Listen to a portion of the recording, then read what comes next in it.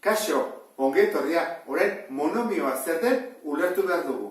Monomioekin adierazpen algebraiko guztiak osatzen dira, hori da unitaterik txikiena. Hori izango litzateke atomoa bezala, atomekin molekulak egiten dira eta material guztia.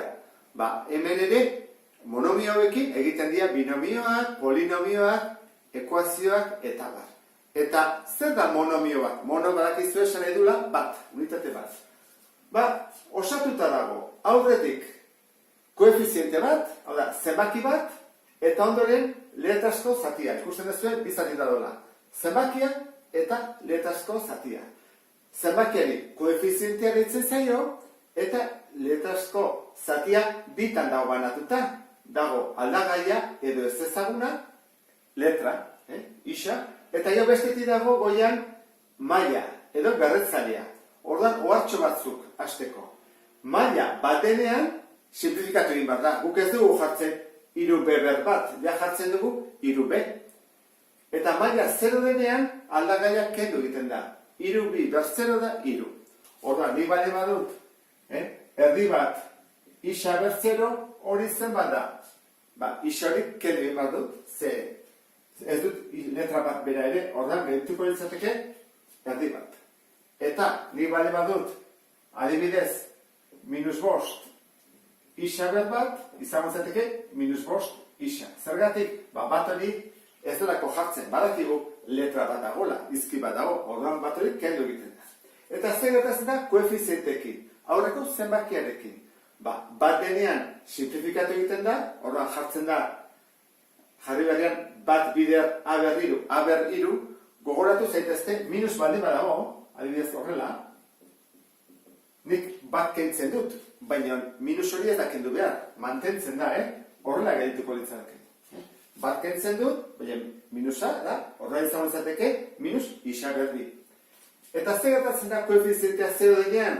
0 bider 0, 0. Horran, kaso honetan bai.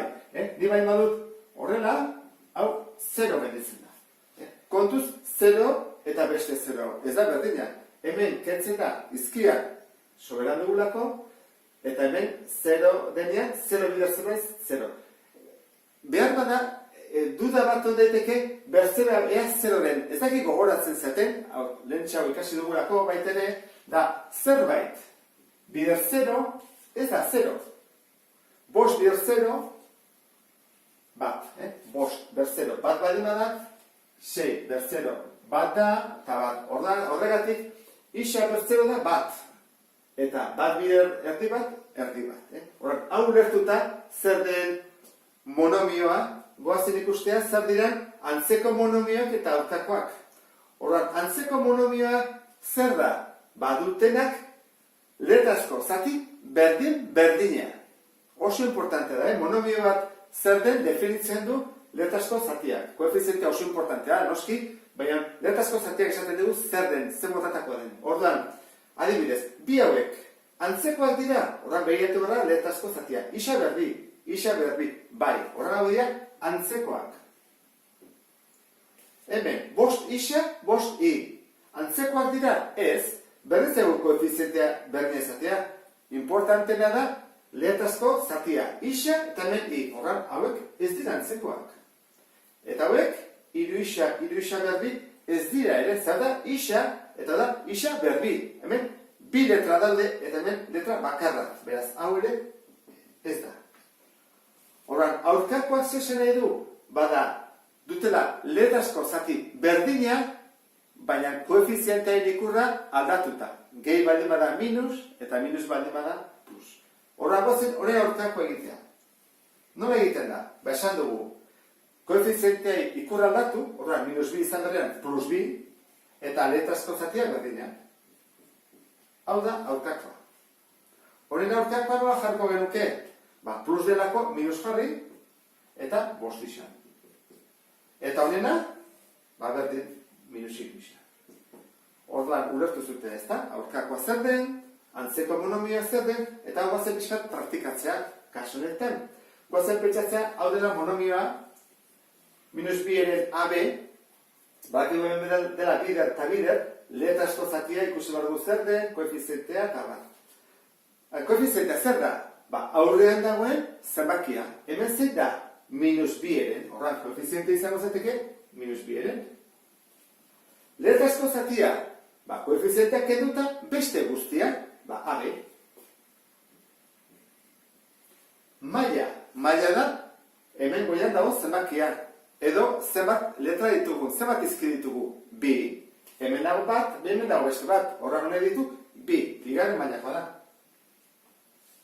Eta zenbakizko balioa. Bueno, hemen edozein balio hartu ezake.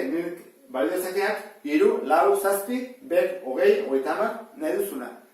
Goazen pentsatzea, kalkulatzeko zenbakizko balioa esan behar digute ja zenbat balio behar duen A eta zenbat den B. Bestela ezin dugu kalkulatu.